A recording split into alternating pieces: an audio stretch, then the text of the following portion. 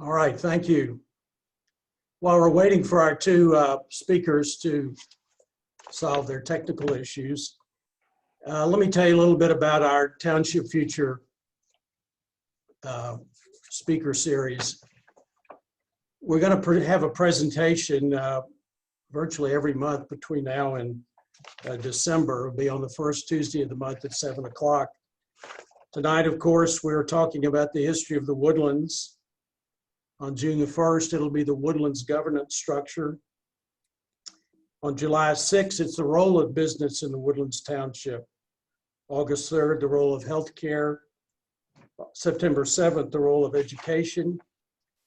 October 5, role of nonprofits.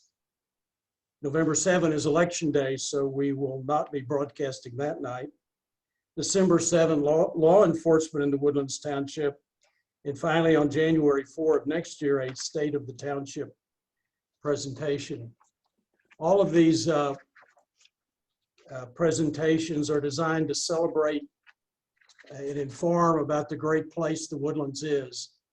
We're going to try to hit on all these varied aspects of our community. I see we have Joel has joined us, but he's muted.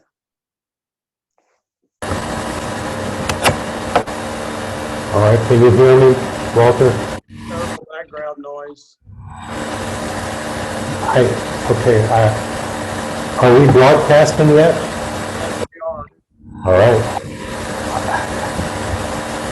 I've tried to get on using the phone, but it's not accepting any of the code numbers in that email.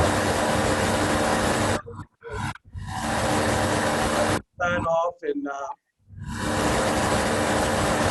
background noise. All right, I'll leave.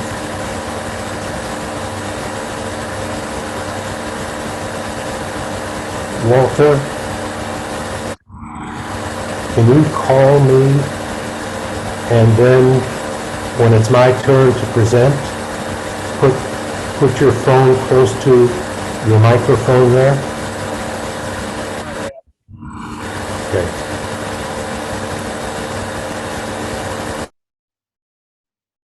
Well, I apologize for all these technical difficulties. The gremlins must be loose in everybody's computer tonight. Well, we've got two speakers. Joel hopefully will solve his problems and be back on with us shortly. Our other speaker tonight is Lauren Steffi. Hopefully he'll be able to sign in. Lauren is a very interesting guy. He's a journalist turned author. He got his bachelor's degree in journalism from Texas A&M. He worked as a journalist at the Dallas Times-Herald, the Dallas Business Journal. For 12 years, he was Dallas bureau chief for Bloomberg News. He writes for Texas Monthly. He's got a column in the Houston Chronicle. He's appeared on CBS and Fox News and MSNBC and BBC and PBS. But why we invited him tonight is because he's the author of several nonfiction and a new novel he has out. In particular, he wrote a biography of Mr. Mitchell, and here it is, published a few years ago. And so he's kind of the man that can tell us all about the background of Mr. Mitchell and Mr. Mitchell's relationship to the Woodlands. You really can't talk about the Woodlands without talking about Mr. Mitchell. And he will be telling us about Mr. Mitchell, where he came from, how he came up with the idea of the Woodlands and how he went about implementing it. That is, if he gets back on the Zoom. Joel, who I think all of you know, is a boy from Brooklyn. He studied at the Brooklyn College, where he got a Bachelor of Arts, and then he got a Master's in Public Administration. He's had a very interesting career in township community development. He worked for the New York State Urban Development Corporation, Detroit Renaissance, which was a private nonprofit formed by the businesses in Detroit following the '67 urban riots, Newfields Development Corporation, and he came to the Woodlands in 1977. And Joel was with the developer for over 33 years, and he was involved in every aspect of community life in the Woodlands. He helped develop the 19 public schools in the Woodlands. He, of course, was chair and board member of the community associations, which predated the township. And he's won every award that could possibly be given in the Woodlands and Montgomery County, including being named an original hometown hero and honored for his work with the schools by having a school named after him. Well, it looks like we've got Lauren back on. I'm back. Good. All right, everybody, that's Lauren Steffi down there in the blue shirt. Lauren, I've Even though told it says I'm Amy, I'm actually not. all right, yeah. Lauren, I've just given everybody a little bit about your background, your journalistic career, and also your career as an author. And I forgot to mention, and I need to, that you have a new nonfiction book coming out shortly. Yeah, it's my first stab at a novel. It's called The Big Empty, and it's actually, I just heard from from my distributor today. It's actually being released today, so you should be able to order it and actually get a copy of it pretty soon here. So Well, congratulations. very excited. All right, Lauren, let's talk about Mr. Mitchell in the Woodlands. Let me ask you first about the biography you wrote of Mr. Mitchell. I mean, why did you decide to write about him, and was this an unauthorized biography, or did you have the cooperation of the Mitchell family? Yeah, I actually I have a copy of it here. This book came out in about 2 years ago, and it was really it was not a truly authorized biography in the sense that the Mitchell family did not have any editorial control over it, but they did cooperate. And it's kind of a weird thing when you're an author. You know, you sort of approach the family and you say, hey, I'd like for you to share all your personal stories and let me see all your dad's papers and everything, but you can't have any say in the outcome. Fortunately, a number of the Mitchell children had worked in various media ventures and stuff, and they kind of understood, and they also appreciated the sensitivity around fracking in particular, and so they were very generous with their time and with making a lot of resources available. And I did actually allow 2 of the children to review the manuscript, you know, for a fact-checking standpoint, and they made suggestions, but ultimately all the editorial decisions were mine. So it really worked out very, very well, and I'm very pleased with how smoothly it went. So. Well, you can't talk about the Woodlands without talking about George Mitchell. So, Lauren, tell us about Mr. Mitchell. Where was he born? What did his parents do? Where did he grow up? Give us some background information on him. Yeah, so he was born in Galveston, and it really, you know, George Mitchell's story is kind of the true American immigrant experience. His parents both came from Greece in the early 1900s.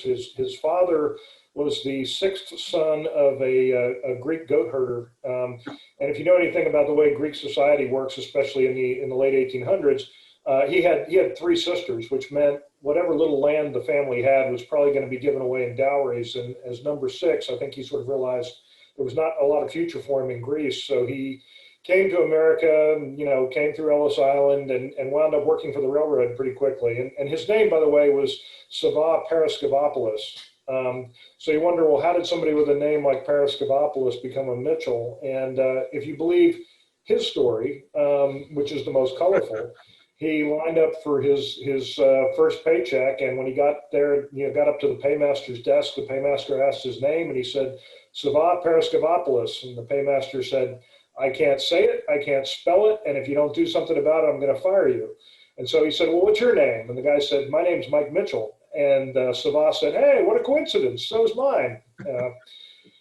You know, in all likelihood, since he didn't speak English, that's probably not quite how it happened. I think the paymaster probably just, you know, put his own name down on the pay sheet. But either way, that was how the Mitchell name got brought into this Greek family. So a few years later, he had made his way to Houston. He had some cousins that were in the clothes pressing business, and they ran a barber shop and basically a dry cleaners in downtown Houston. And soon after that, Mike Mitchell, the newly minted Mike Mitchell, decided he needed to get married. And he saw a story in a Greek newspaper which said, "Greek beauty comes to America." And it was a picture of the most beautiful woman he'd ever seen. And again, if you believe his version of the event, he said, "That's the woman I'm going to marry." And he spent $13,000 tracking her down to Tarpon Springs, Florida. And he went to see her, and she was already engaged to one or perhaps two millionaires at the time. But because he changed his suit 3 times a day and put a carnation in his pocket, he won her heart and brought her back to Houston and married her. Again, the real story is probably somewhat less colorful, but that was how they got together. They did in fact get married in Houston and moved to Galveston soon after. And Galveston was really a very interesting place at the time because it was still recovering from the Great Storm. So they welcomed anyone who wanted to come and live there. And it was also a port city, so you just had a lot of people passing through. So it was a very vibrant immigrant community in Galveston. And one of the things that George Mitchell remembered growing up was how the different neighborhoods would interact. I mean, you might have a couple of streets of, Italians and then some Greeks and then some Czechs or whatever. And as a young child, George would kind of drift from one neighborhood to the other. And there might be an Italian restaurant on this corner and, a Hungarian restaurant or whatever nearby. And that actually became an idea that he tried to capture in the Woodlands. The idea for the villages and this idea of sort of wandering between, you'd have these kind of closely knit communities that all interacted with each other, was one of the things that he patterned the village idea for in the Woodlands, and the way the shopping centers were kind of designed to be centralized and you could walk to the shopping areas and the schools and all that, kind of harkens back to these early days in Galveston. So where did Mr. Mitchell go to school? Where did he get his high school and college education? Yeah, so he started out going to the Greek school in Galveston, and then his mother later moved him to the public school. And he graduated from high school there. His mother died very suddenly when he was 13, which had a really big effect on him. And he was already pretty quiet and withdrawn, and became even more so after that. But he was also very smart, very studious, and he supposedly read every book in the Galveston library by the time he was 14. And he graduated from high school when he was 16. Got accepted to Rice, but Rice said he was going to be a doctor. His mother wanted him to be a doctor. So he gets accepted to Rice, and he's going to go into pre-med. But Rice decided he was a little too young, so they said, you're in, but wait a year before you come back to take classes.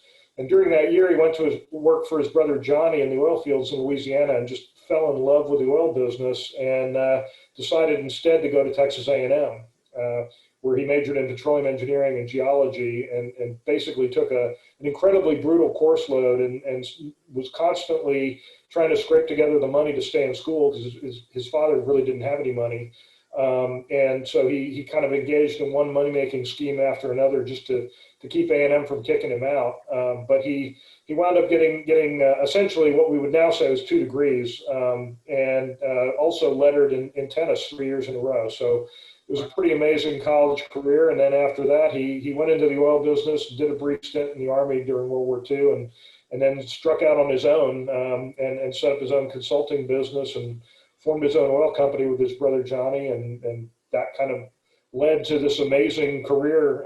He really had an innate talent for finding oil and gas deposits, and not only made himself pretty wealthy, but a lot of other people in Houston who had already made fortunes in the oil business in some cases, guys like Glenn McCarthy and Bob Smith, made a lot of money with George Mitchell over the years as well.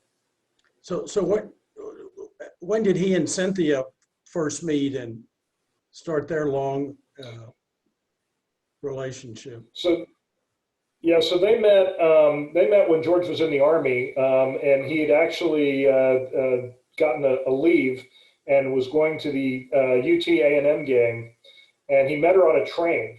She and her sister Pamela, Cynthia was a twin, and the two sisters they were on a blind date with two guys, and whoever the guy was that Cynthia was supposed to be with had been drinking a lot, and she wasn't having a good time, and So she kind of got away from him, and George spotted her and walked over, and he was wearing his Army uniform, and he just, which was very uncharacteristic for him, he just very boldly introduced himself and said, "I'm George Mitchell, call me Mitch."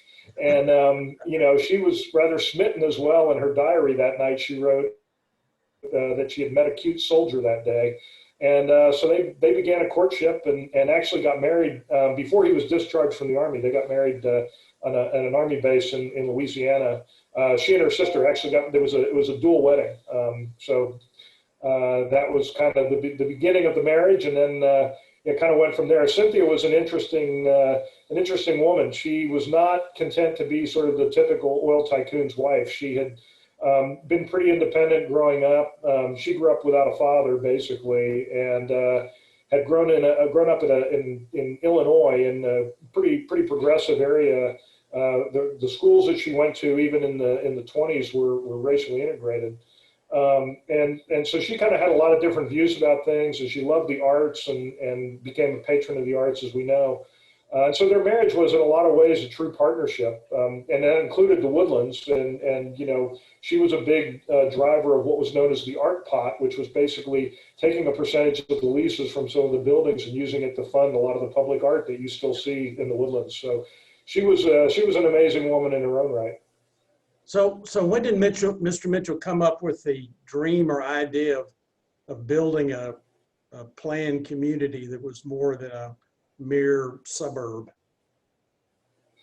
Well, he had done some investing with Bob Smith, who, you know, was a pretty famous Houston oil man and was helped fund the Astrodome and bring the Astros to Houston. So Smith gave him, you know, some advice, which was basically you make your first fortune from under the land, and you make your second fortune on top of the land, meaning real estate. So George had been looking to diversify into real estate, and he was kind of buying up some parcels of land north of Houston. The Grogan's Cochran Lumber Company, you know, was sort of in its final days, and the families that controlled it, where there was a lot of infighting, and so he started buying up some of the properties.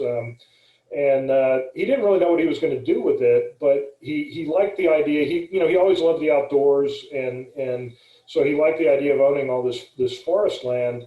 But he also was a member of the Young Presidents organization, and in the 60s they did a lot of tours of inner cities. You know, they toured LA after the Watts riots, for example, and he began thinking a lot. George always had big ideas. He was always thinking on a really grand scale, and he began thinking a lot about how do you build a city better? You know, what have we done wrong that all of our urban areas are in such bad shape? And so he really wanted to try a different approach. And what he liked about this area that he was assembling north of Houston was there were no cities. It was all unincorporated land. So he didn't have to deal with different municipalities. He could kind of do whatever he wanted with it. And so that was basically what he did. He just put together enough parcels and started thinking about, you know, how you would start a city. And he really had no idea how to do it until somebody, one of his architects, I believe, mentioned the New Cities program, which I think Joel knows a lot more about than I do. So I won't step on his toes there.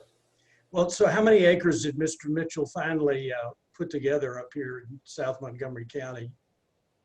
Oh gosh, it was I believe it was.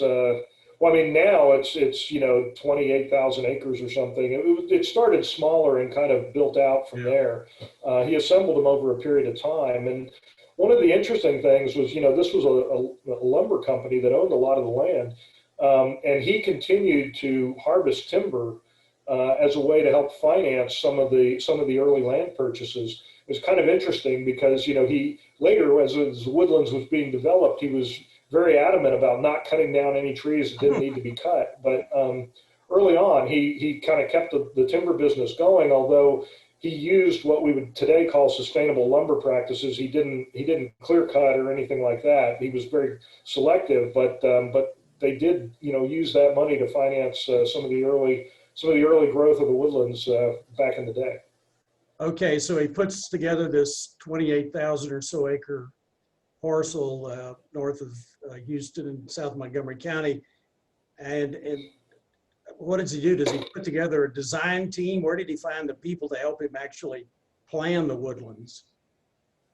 You know, at first he kind of did what he always did. He just started talking to other people in the company and getting ideas. You know, he had an aerial map of the area that he put at the end of the hallway next to his office, and he would just stare at it sometimes for you know, an hour at a time, and nobody knew what he was doing. He didn't tell anybody what he was thinking. But by the late '60s, the ideas began to kind of come together, and he brought in a few people with some expertise. But eventually, he knew that if he was going to do it, and actually once he made the original application to the Department of Housing and Urban Development for the new city program, they basically told him, like, this is a great start, but you really need to find some people that know what they're doing. And so he basically went to Columbia, Missouri, and hired a bunch of people. I'm sorry, Columbia, Maryland, and went and hired a bunch of people from the Rouse Company, which was really the only other one out there that was doing anything like this in terms of planned developments. And they later became known as the Columbia Mafia, but they really you know, brought in a lot of expertise in terms of how to go about doing something like this. It was a real challenge within the company because they had a very different culture than the oil and gas guys, of course, and there was a lot of tension there. But it was a project that George Mitchell took a lot of personal interest in, and really had a very hands-on approach to sort of shepherding this through over the years. So as I recall, it was actually Mitchell Energy that was the owner of this parcel of land, and development started out as a business program or business project of Mitchell Energy. So you had oil and gas plus land development people all under one roof. Yeah, he had some other real estate developments that he had done. So Mitchell Energy did have a land division, and what became the Woodlands Development Corporation was basically built as a subsidiary of that. It just became kind of a subset of Mitchell Energy. So where did he get the money to do his development work? Well, initially he had the timber sales, and he did some creative financing. He you know, would buy a parcel of land and then take out an insurance policy and then use that as collateral to finance more land and that sort of thing. A lot of the funding came from the energy company, and of course, once they made the application to HUD, then they got government money as well. Although that became problematic, and again, as Joel will probably go into, they eventually paid that off. In fact, they were the only company that participated in the New Cities program that actually paid back the loans and didn't go bankrupt. So you know, he deserves some credit for that as well. So when did the Woodlands first open? What is the early 70s, as I recall? Is that right? Yeah, it was 1974, I believe, was the official opening. It got pushed back several times because there was bad weather. There was flooding and all kinds of things, and so they had to reschedule it a couple of times. You know, there wasn't a lot of development up there at the time, and so getting in and out was a little tricky. And they hadn't yet done all the flood control stuff that you know, the Woodlands now has, and so there was a couple of torrential rains that kind of delayed things. But I believe it was October of '74 when it officially opened, and it was a strange ceremony. They had William Shatner from Star Trek and Buster Crabbe, who played Flash Gordon. You know, there's kind of a futuristic theme to it even then. So if we'd been at that grand opening, what would we have seen on the ground? Were there any houses built yet, or? Not much. No, there weren't any houses. Lamar Elementary was there because that was actually built before the Woodlands was developed. But there really wasn't a whole lot that had been started. I believe they might have started work on the first golf course, what's now the Champions Course, you know, in Grogan's Mill. But there really wasn't. You know, some of the first houses that were built were actually townhomes. And you see some of those early properties off of like South Millbend, some of the smaller homes and stuff. The other interesting thing was they built the golf course as kind of a magnet to draw people to the area, but George Mitchell really wanted the Woodlands to be economically diverse and as well as racially diverse, and so he was very adamant that he didn't want, you know, all large homes on the golf course. He wanted homes of all different prices, And so if you look, on the Champions course, especially around like South Millbend, some of those homes are relatively modest. I think some of them have been torn down now and replaced with larger ones. But the original idea was that you would have starter homes on the golf course, and somebody, could buy a home for, $120,000 or whatever it was back in the day and have a golf course lot. So it was a very different approach to real estate, especially, in the Houston area. So the Woodlands opens in 1974, and they start selling lots to builders who are building homes and then selling homes. And we got here in 1990, and as I recall, the place almost went under when the big oil bust of the 80s. Is my recollection right or close to being correct? Yeah, there were a couple. In fact, the joke was in the 70s actually that the Arabs saved the Woodlands because the oil embargo in 73, caused prices to spike, and that enabled the oil company to make money, which was then sort of used to subsidize the Woodlands. And then something similar, the inverse happened in the 80s when obviously oil prices fell, and that made it very difficult for the oil company. It also made it difficult for the Woodlands because there were a lot of people in Houston that lost their jobs. A lot of people left the area and that sort of thing. Mitchell Energy itself had to cut back on its staff. And sometime during that point, a lot of the Woodlands people also got let go. A lot of those people that had come from Rouse were kind of sent packing during that time. And it really, it was really something that the company continued to struggle with through the 90s, up until the time that Mitchell sold the Woodlands. When did he sell the Woodlands? Was that 97? Yeah, 97 was when the sale closed, yeah. Yeah, I think the saddest picture I've ever seen was, I think it was in the Villager. It was a picture of Mr. Mitchell walking away from the conference center, kind of bowed over and looked like he'd beaten up and hung out to dry after the closing. That's actually the opening scene in my book. It was a very, very sad, very somber event for him. And you're right, he just sort of, and normally he was, he was not a typical CEO. He wasn't very guarded around reporters. He was usually very open, very comfortable talking to the press. But after that press conference, he just walked straight out, didn't say anything to anybody, and walked straight to his car. And you're right, there's that picture of him kind of slumped over, and he's still holding the announcement in his hand. Yeah, it was a very sad day. In fact, when they sent him the final press release that the sale had closed, they asked him to review it. And it was just a 2-sentence press release, but at the top he wrote, "Okay, but very sad." And his family said that he was really devastated by the sale of the Woodlands, and it bothered him much more so than when he sold to an oil company in 2002. Oil was always kind of a business for him. It was a way, he enjoyed it, but it was a way of making money. And the Woodlands was really something that was much more dear to his heart. I mean, he often said it was his 11th child. So it was very hard for him to let go of it. Well, why did Mitchell Energy sell the Woodlands? What was the motivating factor?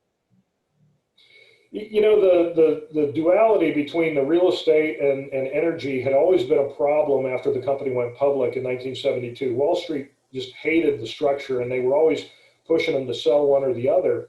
And, really, Mitchell had fully intended that if anything was going to be sold, it would have been the energy company.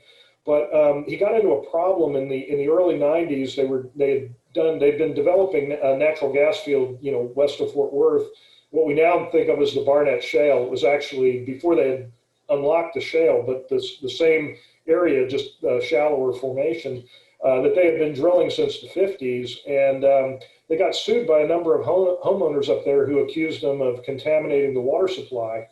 Very similar to a lot of the suits we've seen related to fracking, in later years with other companies. But anyway, it was kind of a weird thing for George Mitchell. He was very dismissive of the whole thing. He didn't take their claims seriously because they had no scientific basis. And so he really didn't think that they were going to have any problem. And they wound up losing the case. And they got hit with a $200 million judgment, which was pretty devastating for the company. And so during that time, with the overhang of that legal judgment, there was really no way to sell the energy company. And things got pretty tight in the mid 90s, and the stock of the company kept dropping and dropping and dropping. And, you know, George Mitchell had guaranteed a lot of his philanthropy and things like that with stock in Mitchell Energy. And so there was really kind of a crisis, both for him personally and for the company.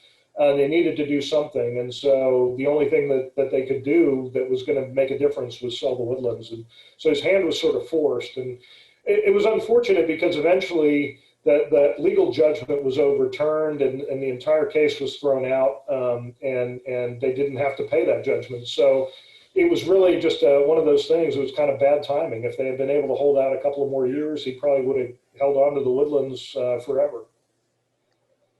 Well, let's turn to some questions now. We promised everybody 15 minutes of questions, and we've got some coming in. And here is one. Where is the first home in the Woodlands? Yeah, that's a good question. I believe the first homes in the Woodlands were the townhomes that are off of South Mill Bend, and I forget what they're called, but they're kind of just on the sort of the north side of South Mill Bend there. If you go back, there's a little side street, and you kind of go in, and they're kind of off to the side there. I believe those were the first ones. I know the first housing that was actually occupied was a townhome. Walter, is my microphone working?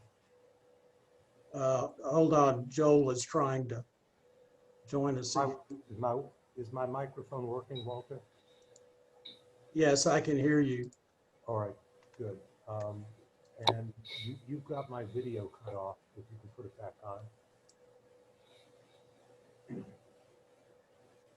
All right, you have to start it. There you go. Yay, Joel showed up. I'm here. Lauren is right. Those were called the Settlers Corner townhomes on the north intersection of Grogan's Mill and South Mill Bend. Joel, we've got a little time left. Why don't you give us the thumbnail sketch of where the Woodlands fit into this bigger picture of the new urbanism, new community movement of the 60s and the 70s? Well, okay, looks like I have to scale back. I was going to start off in the 1860s. No, seriously, you know, in the mid to late 1960s, U.S. cities were in big trouble. The population were shifting to the suburbs, and the cities were becoming increasingly inhabited by low-income people, the elderly and minorities. The city's tax bases were declining, schools were going to pot, neighborhoods are segregated, and you know, the housing stock was deteriorating. So the cities, and you made reference earlier to the fact that the cities, many of them went up in flames, 1965, 6, 7, 8, that time period. And the suburbs were urban sprawl. They destroyed the environment. They didn't make provisions for essential services, schools, shopping, hospitals, and so forth. And there was a clear lack of equal housing opportunity for people of color. So that's the backdrop for the HUD New Communities program that Lauren mentioned. But even before that program came about, Jim Rouse of the Rouse Company started Columbia, Maryland. Bob Simon started Reston, Virginia. And these were not part of the government program, but they incorporated most of the objectives that that HUD would use as a template for the projects in the HUD New Communities program. Interestingly, while HUD was and the United States government was looking for solutions to the urban problems of the United States, there were some very enlightened developers who saw, they were much like Mitchell. They thought that a better job could be done with our urban areas and suburban areas. And they sought sponsors for what turned out to be the passage of the Housing and Urban Development Act of 1970, which set out a lot of objectives, which the finest embodiment besides Columbia and Reston, which are still developing, is the Woodlands. And that legislation created the HUD New Communities program, which Lauren alluded to.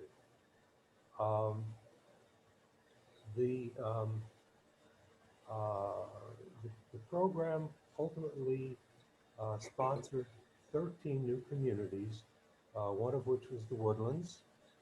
It was the largest community, and it had the largest financial assistance from HUD, which was $20 million. The assistance actually came in the form of a loan guarantee, not an outright loan from the federal government. So it was much like if you were a homeowner and you needed credit enhancement, you might go to the FHA or VA, which would guarantee your loan. Well, in this particular case, the New Communities program guaranteed the borrowings of the Woodlands so that it could raise the huge amount of capital that was required to continue to acquire the land and mostly for the infrastructure development. So the federal government doesn't help for-profit developers very often. That may have been one of the first times that it did. So all of the developers, some of them were for-profit developers, some of them were nonprofit. There was a church group that was one of the sponsors. They were just all over the board. Some had some experience, but the experience was in housing construction, not land development, and some had no experience whatsoever. Mitchell, as Lawrence said, found the experience by tapping the expertise from Columbia, Maryland, raiding the Rouse Company for those folks. So HUD had stipulations as to what it wanted to accomplish, and for the developers, and I think even certainly the nonprofits that applied and were accepted into the program, they shared the same objectives. Some of them were environmental, a mix of housing types and prices, so that people of all income levels and housing preferences could live in the Woodlands. Equal housing opportunity was a very strong objective. So the Woodlands, with the HUD assistance, was a fully open community to people of all backgrounds and ethnicities and races, providing employment on site for the people who lived in these communities. It was important education and a whole range of retail and community services and office job opportunities, things like that. Interesting, here's where I may differ a little bit with Lauren. If Mr. Mitchell told you that Galveston was the source of the village concept, he's right, because he was Mr. Mitchell and you were right. But actually, Columbia pioneered the village concept, Columbia, Maryland, and it was used as the planning model for all of the communities in the HUD program. So you'll see a lot of similarities between Columbia and the Woodlands. Joel, I'm going to have to cut you off there because we're running up on our hard break of 45 minutes, and we need to get a few of these questions in. Here's one that the Woodlands manhole covers have City of Houston stamped on them. how has the Woodland protected itself from annexation from Houston like Kingwood? Did the formation of the township accomplish this? Joe, do you want to address that issue? Sure, sure. Well, a quick answer about the manhole covers. They were a lot less expensive to buy stamped with the city of Houston than to buy manhole covers that would say the Woodlands, because we could not, buy them in the numbers that Houston had. Strictly a purchasing decision. Okay, back in about 1994, after Kingwood was annexed by the city, the residents of the Woodlands rose up and said, we don't want to be annexed. And one of the things that I would have mentioned was that the original intention that Mr. Mitchell had for the Woodlands was to be annexed by Houston so that tax base of the Woodlands could accrue to the city and help it with its city financing. But the residents in the Woodlands were very vocal, and a group was formed of probably about 13 stakeholder groups in the Woodlands, and it came up with a plan that would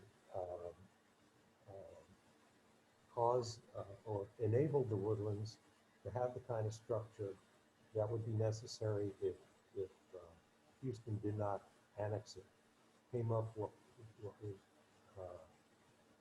an agreement that was proposed to Houston that would not be annexed, that we would make a payment to Houston out of our tax base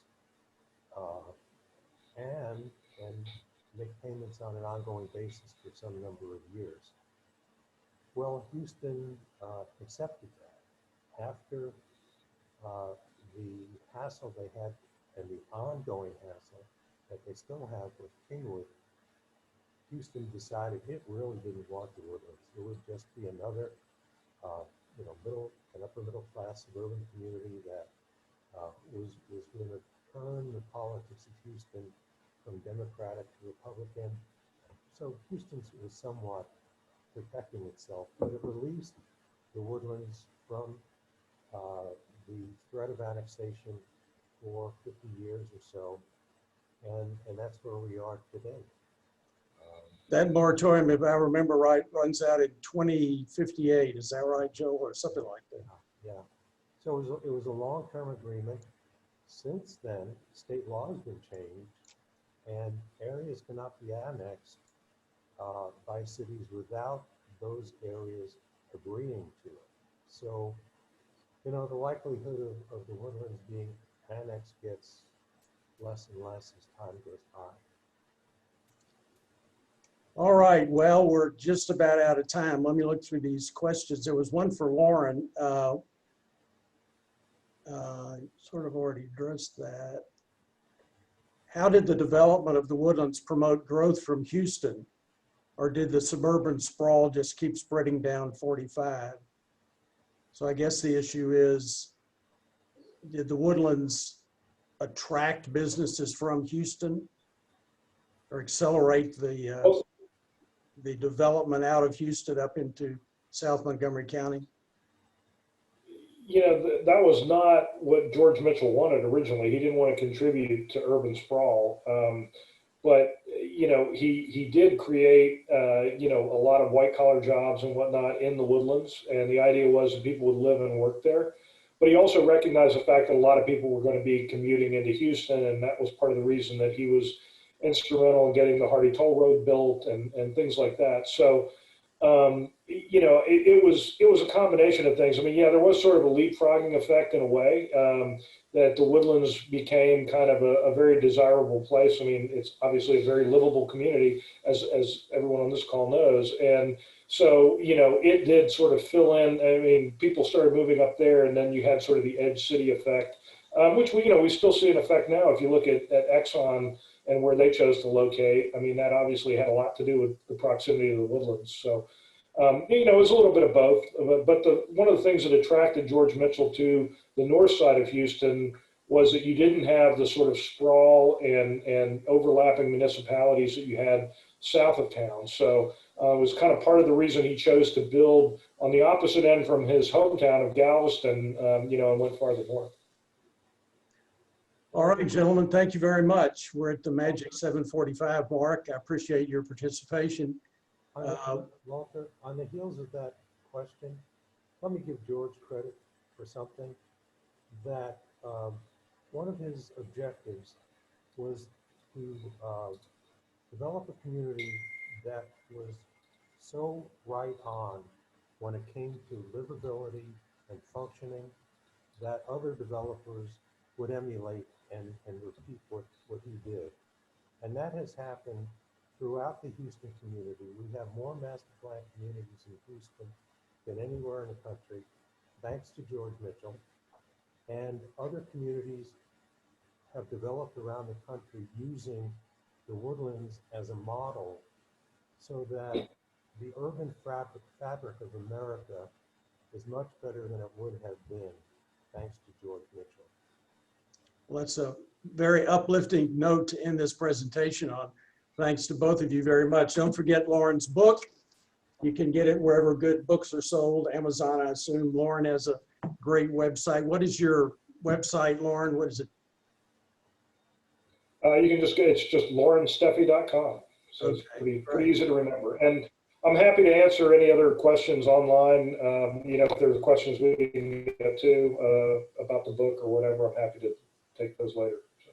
Well, we'll bundle up the questions we didn't get to and send them to you. And maybe you can respond via email and we'll post them on the website. Well, thanks everybody for participating. Don't forget that our next event is June the 1st when we talk about the governance structure of the Woodlands. So good evening, and we'll see you on June the 1st. Thank you. Thanks, everyone.